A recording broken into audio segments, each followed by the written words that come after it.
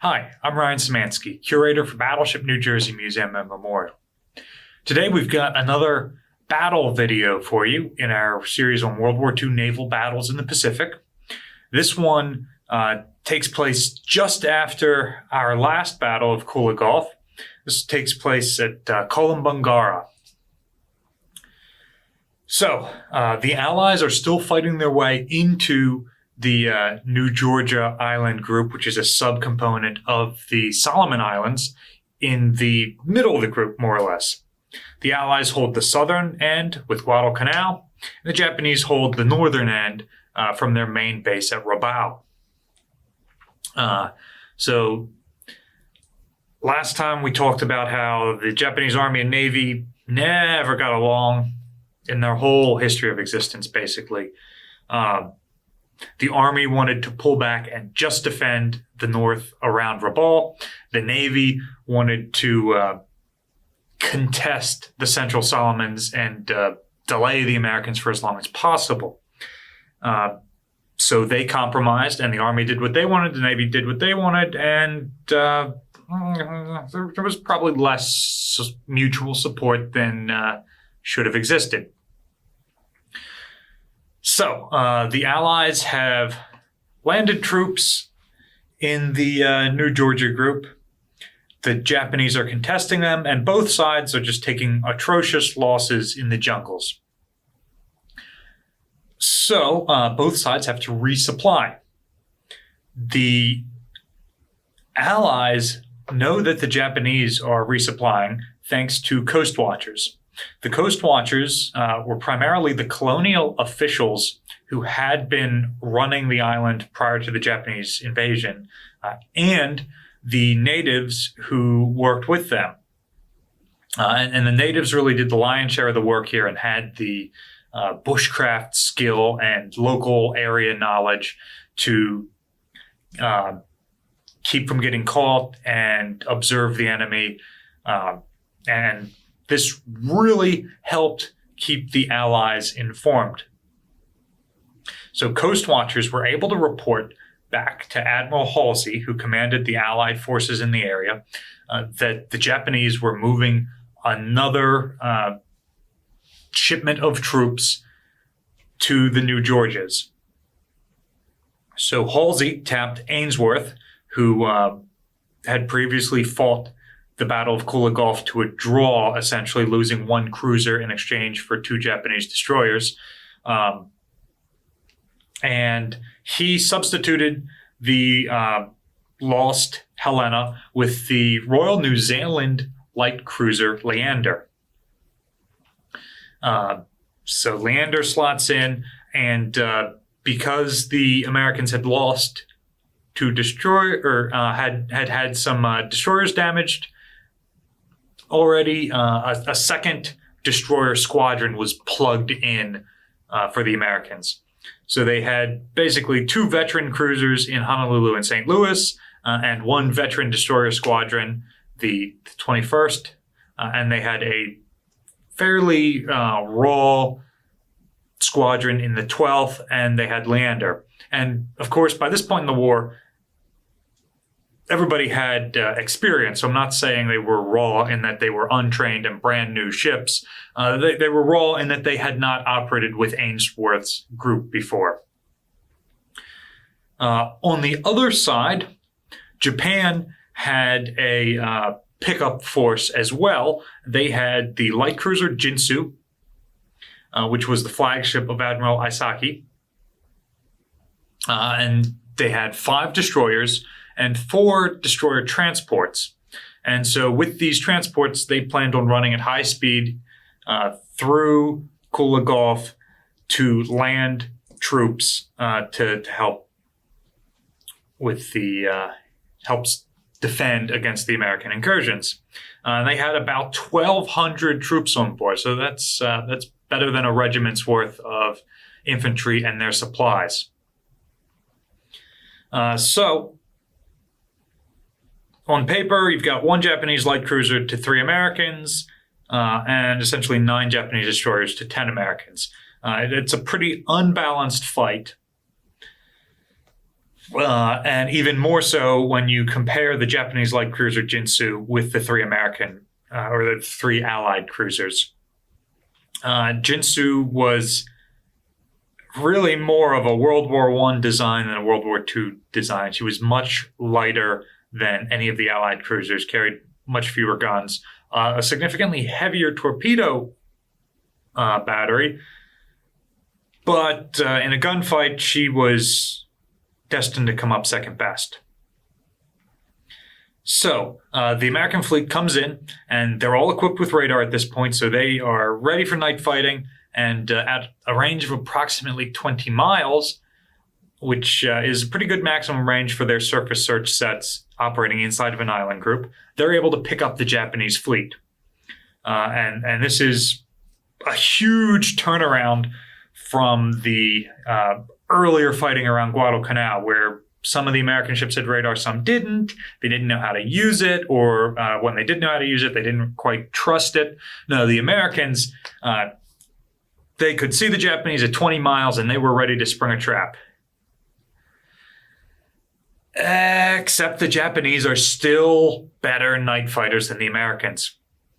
And the Japanese don't have radar yet, but they do have a radar detection system, which allowed them to pick up the transmissions of American radar sets.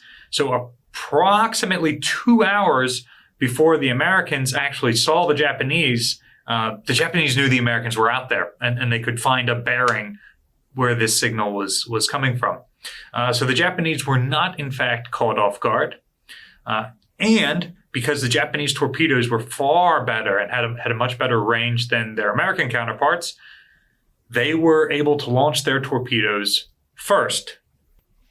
So the Japanese launched their torpedoes, the Americans launched their torpedoes second, and then start opening up with gunfire. And they have pretty accurate radar ranging information to the Japanese. The Japanese, in order to get this information and find the exact bearing for their target, have to turn on their searchlights. So Admiral Aisaki has Jinsu activate her searchlights to pick out the American ships. And as it turns out, a searchlight goes both ways. So now the American ships knew exactly where Jinsu was, and they concentrated their fire on her and absolutely obliterated her with 5 and 6 inch shells, rapidly firing. So Jinsu was sunk. She was a total loss, and Admiral Osaki was killed. So that's 2 admirals and 2 flagships in as many battles, and basically in as many days.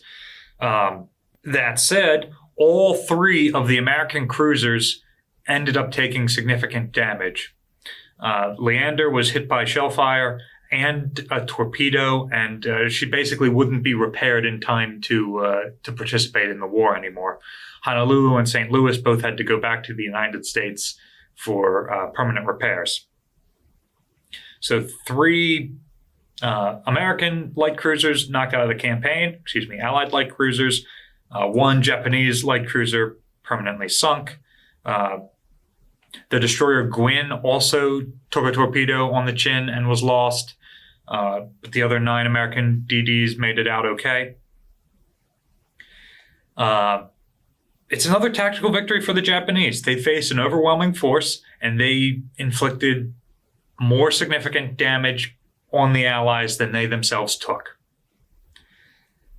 However, as the naval historian of the period, Samuel Eliot Morison, says, a string of swift victories add up to a defeat. So the Japanese were able to continuously come out on top in these battles, but they were still losing ships. And even though they were able to get the troops to the islands, their troops on the islands were still outnumbered and outsupplied. So they were still going to lose those islands. In fact, they weren't even playing for keeps. They were just playing to delay. So they are sacrificing ships and precious oil and well-trained crew in exchange for delaying time. The American ships that were damaged, and even the ones that were sunk, were relatively quickly repaired. And so they were out of this campaign, but the damaged ships were repaired and sent back in time for the next campaign. The sunk ships were replaced with new construction relatively quickly.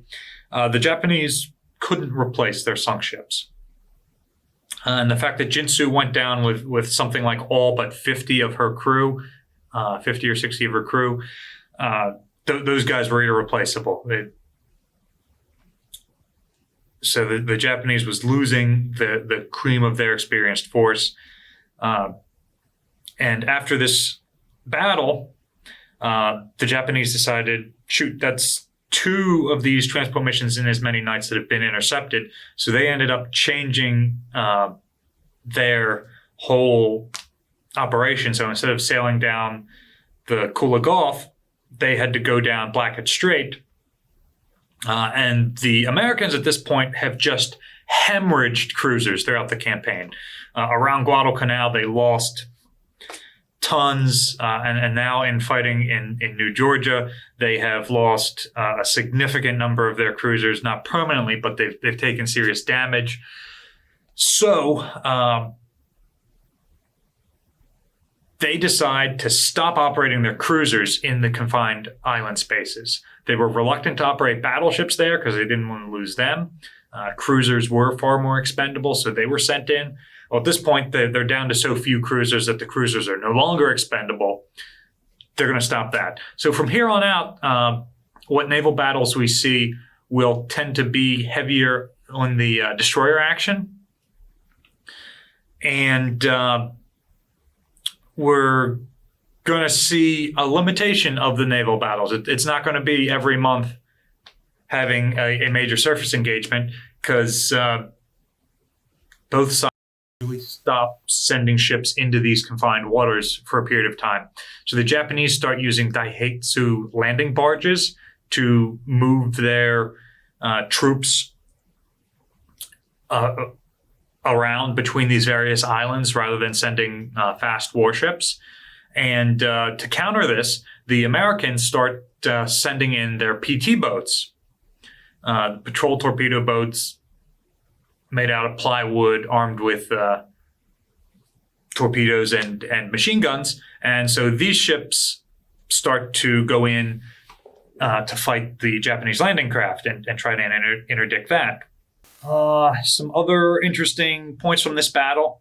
The Japanese are able to fire their torpedoes and then reload a new salvo in just 18 minutes. It's so difficult to load torpedoes that the United States doesn't even issue their ships with spare torpedoes. You go out, you fire your torpedoes, and then you have to be resupplied by a tender or import to even reload those tubes. Well, the Japanese have put so much development into their torpedoes and know that they are effective, so they have issued their ships with reloads, and they have trained their crews in how to do it, and quickly. So 18 minutes is real good, and that's for reloading their whole battery.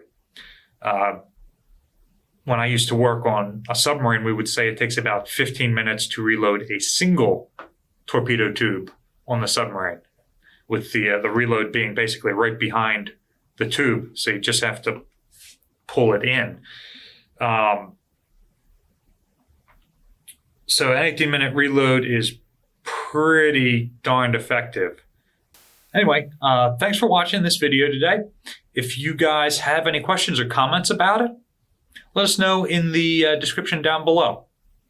Excuse me, in the comment section down below. If you have any interest in supporting our channel and our museum, check the description down below. That's got some links to other related videos. It's also got a link to our GoFundMe campaign, which helps pay for these videos and helps support the museum during this time of pandemic.